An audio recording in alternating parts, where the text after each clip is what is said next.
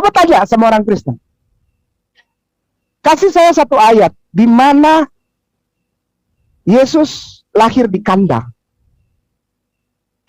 Ada nggak? Dan itu nggak pernah dibahas. Salam teman-teman sekalian, berjumpa kembali dengan saya Arif Gule di channel TV Laskar Kristus ini. Ini channel kita bersama, jangan lupa dukung dengan cara subscribe, like, dan komen, serta share video-video daripada channel ini teman-teman. Terima kasih banyak, Tuhan memberkati. Kali ini kita akan mengomentari tentang statement-statement daripada Ahmad Kainama yang mengaku sebagai lulusan dari Israel dan juga dari sekolah STT terkenal di Jakarta ya. Dan dia adalah pendeta besar. Ini yang terus disampaikan di media sosial. Teman-teman, kita sudah tidak asing lagi ya. Ahmad Kainama ini kan suka bicaranya itu ya manis gitu ya, seakan-akan betul dan benar gitu. Oke, teman-teman, kita langsung saja dulu untuk menonton videonya yang berikut ini. Kristian, saudaraku tersayang, yang aku hormati di Republik Indonesia, yang disayangin dan diberkahi oleh Allah ini. Coba tanya sama orang Kristen. Kasih saya satu ayat di mana Yesus lahir di kandang. Ada nggak? Dan itu nggak pernah dibahas. Itu nggak pernah dibahas. Yesus sunat di hitan, tidak pernah dibahas. Yesus sholat kepada Allah, tidak pernah dibahas. Yesus puasa, tidak pernah dibahas. Yesus tidak pernah mengajarkan boleh makan daging babi kecap, tidak pernah dibahas. Ya, teman-teman sekalian, itulah video daripada Tante Kainama ya. Selalu saya katakan dia sebagai tante ya. Juga Pak Dekingana, siapa Gracia Pelo, selalu memanggilnya Tante Kainama karena cara bicaranya teman-teman sekalian manis gitu ya. Kayak ya mulut perempuan. Saya ketawa ini teman-teman sekalian karena cara ngomongnya tapi penuh dengan fitnah, penuh dengan penghinaan, penistaan terhadap kitab Kristen. Tapi dia mengaku sebagai orang yang ahli Alkitab dan tidak merasa dirinya bahwa menyinggung kekristenan ya. Oleh karenanya kita akan membahasnya.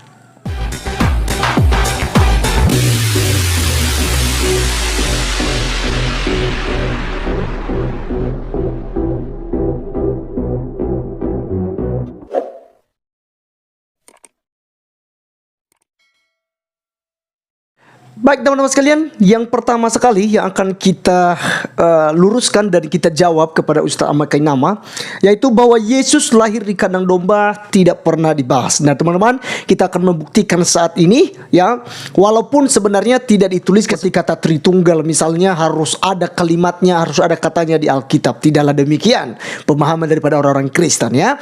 Oleh karenanya kita langsung melihat Alkitab Lukas 2 ayat 7, 8, dan 12. Kita akan baca bersama-sama.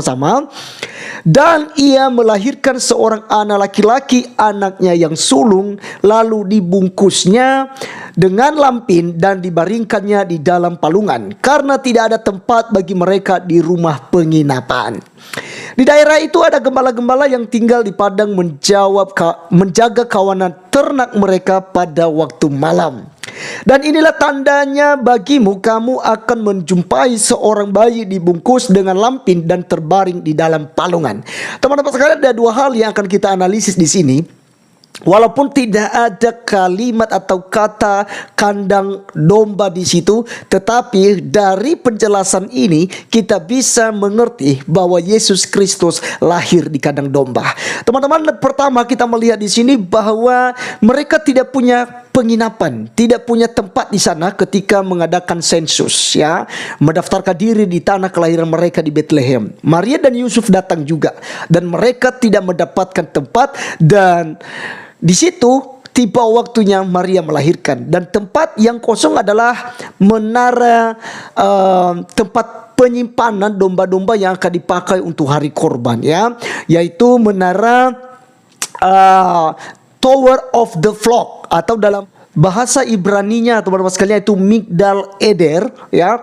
Teman-teman, menara ini adalah suatu tempat khusus untuk mengurung domba-domba yang akan dipilih untuk dikurbankan di hari korban di Bait Allah di Yerusalem, ya.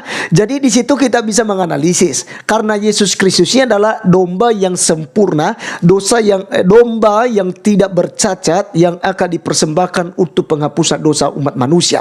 Teman-teman sekalian, ini juga setelah dinubuatkan dan telah dijelaskan mengenai tempat kelahiran Yesus ini di dalam Mikha 4 ayat 8. Saya akan bacakan. Dan engkau, hai menara kawanan domba, hai bukit putri Sion, kepadamu akan datang dan akan kembali pemerintahan yang dahulu, kerajaan atas putri Yerusalem, ya. Jadi teman-teman sekalian, menara ini dikhususkan, nanti ada orang-orang ahli Taurat, imam-imam kepala akan memilih domba yang terbaik di situ lalu dipersembahkan di hari kurban. Nah, teman-teman sekalian, mungkin Ahmad Kainama tidak bisa mengerti tentang kata palungan, karena di dalam Lukas jelaskan tentang dibungkus dengan lampin dan juga dibaringkan di atas palungan. Palungan itu biasanya hanya digunakan untuk makanan ternak, ya. Jadi teman-teman, kita bisa melihat di sini bahwa palungan tidak pernah dipakai di rumah Kainama atau di istana Kainama gitu, atau mungkin di masjid yang tempat sholatnya, tempat jumatannya Ahmad Kainama. Palungan tidak ada di sana, ya. Di gereja juga pun tidak ada palungan, kecuali di hari Natal diberikan sebuah simbol, oke? Nah, teman-teman sekalian, itulah jawaban kita, ya. Karena Yesus Kristus lahir, di kandang domba dan tidak ditulis secara eksplisit, maka Ahmad Kainama mempersoalkan hal itu. Tetapi teman-teman, bukan di situ substansinya, karena itu bukan hal terpenting. Tapi yang terpenting adalah Yesus Kristus telah lahir ke dunia di Bethlehem, di kota Daud, sesuai dengan nubuatan perjanjian lama. Itu jawaban kita yang pertama. Yang kedua, teman-teman sekalian, Yesus disunat. Orang Kristen tidak pernah membahas ini, katanya. Waduh, ini katanya mantan pendeta. Mantan pendeta masa enggak tahu ya kalau ini sudah berulang-ulang, ya, dijelaskan di dalam Alkitab. Oke, teman-teman, kita buktikan Yesus dihitan ataupun disunat. Lukas 2 ayat 21.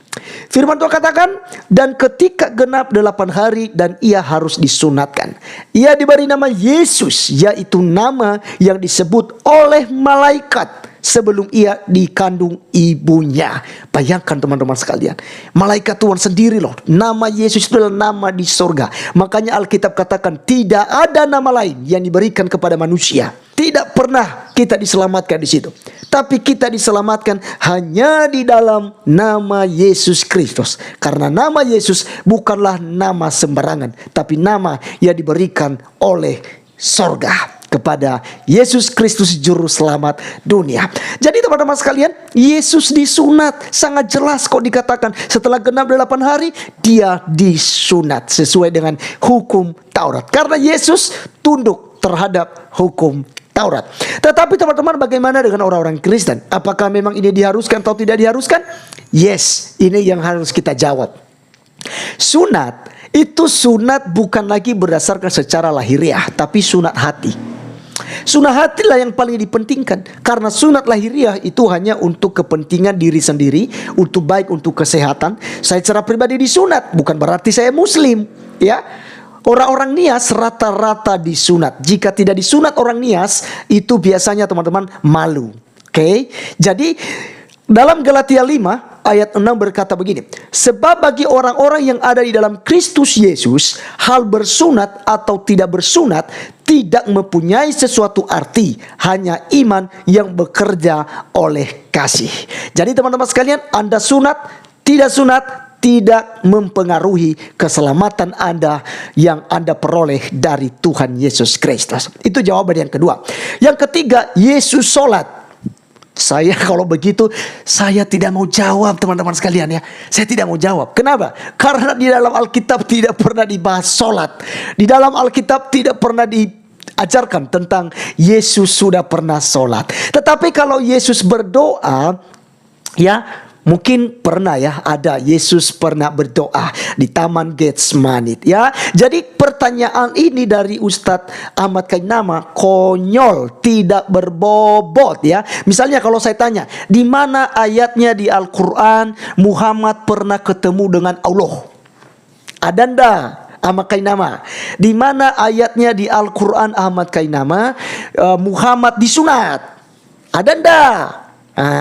Di mana ayatnya di Al-Quran Ahmad Kainama Muhammad masuk surga? Oke, ya, kita nantikan jawaban ini dari Ahmad Kainama ya.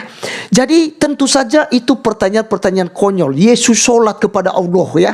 Yesus berdoa, iya. Yesus berdoa pun itu kan bukan menunjukkan bahwa dia adalah bukan Allah yang selalu di framing. Tapi Yesus berdoa itu sebagai ya contoh kepada manusia yang mengikutnya, yang percaya padanya. Kalau sang firman, sang logos itu sendiri adalah Tuhan dan Juru Selamat, membutuhkan komunikasi, membutuhkan hubungan intim dengan yang mengutusnya, yaitu pribadi pertama, yaitu Bapa. Maka manusia harus juga ya membangun hubungan intim, berdoa, berkomunikasi dengan sang penciptanya, yaitu Tuhan yang ada di dalam kerajaan sorga, yaitu Bapa, Putra, dan Roh Kudus. Oke, teman-teman sekalian, itulah jawaban kita dari yang ketiga. Yang keempat adalah Yesus puasa. Wow, ini katanya pendeta masa tidak tahu kalau Yesus pernah berpuasa 40 hari 40 malam. Mari kita melihat Matius 4 ayat 2. Di mana dikatakan, dan setelah berpuasa 40 hari dan 40 malam, akhirnya laparlah Yesus, yang menunjukkan kemanusiaannya. Tetapi teman-teman sekalian, kalau manusia biasa berpuasa lebih daripada 3 hari, bisa jadi mati, bisa jadi ya akan cacat fisik dan macam-macam ya. Gitu. Ya, apalagi 40 hari 40 malam tidak makan dan tidak minum. Ini yang menunjukkan bahwa Yesus Kristus adalah Tuhan. Oke. Jadi teman-teman sekalian, kalau Yesus berpuasa itu udah ya ini ya, mungkin karena dia kaitkan orang Kristen tidak berpuasa. Siapa bilang orang Kristen juga pun rajin berpuasa ya. Jadi puasa itu bukan dipamer-pamerkan ya, seperti yang kalian lakukan Ahmad Kainama ya. Baik ya. Ini satu hal lagi saya ingatkan tentang puasa untuk Ahmad Kainama. Puasa tidak seperti yang kalian lakukan. Yang lain akan terganggu. Warung ditutup, tidak boleh jualan makanan di kota-kota Islam gitu ya, karena mereka lagi berpuasa. Puasa orang Kristen tidaklah demikian. Oke, itu yang Ahmad Kainama camkan. Yang terakhir adalah teman-teman, Yesus tidak pernah mengajarkan boleh makan babi kecap. Memang tidak ada ayatnya. Dan juga saya mau tanya ke Ahmad Kainama, di mana Yesus Kristus melarang memakan daging babi? Yang pernah Yesus ajarkan selama 3,5 tahun ada di muka bumi. Adakah ayatnya Ustaz Ahmad Kainama kalau Yesus melarang makan babi? Ada ayatnya, jangan makan babi. Itu tidak ada ayatnya. Oke, jadi itu pertanyaan-pertanyaan konyol yang tidak berbobot dari Ahmad Kainama. Tetapi teman-teman sekalian, saya akan menjawab dengan argumen yang disampaikan oleh Tuhan Yesus Kristus kepada ahli Taurat, orang-orang Farisi, dan orang-orang Saduki. Matius 15 ayat 11 dan 17 serta ayatnya yang ke-18. Firman Tuhan katakan demikian, dengar dan camkanlah, bukan yang masuk ke dalam mulut yang menajiskan orang, melainkan yang keluar dari mulut, itulah yang menajiskan orang. Tidak tahukah kamu bahwa segala sesuatu yang masuk ke dalam mulut turun ke dalam perut lalu dibuang di jamban? Tetapi apa yang keluar dari mulut berasal dari hati, dan itulah yang menajiskan orang. Apa saja itu? Ya, memfitnah, caci maki, ya, mengkafir-kafirkan seperti yang diajarkan di ajaran agama Ahmad Kainama ya, gitu ya. Kafir, neraka tempatmu, bodoh gitu ya.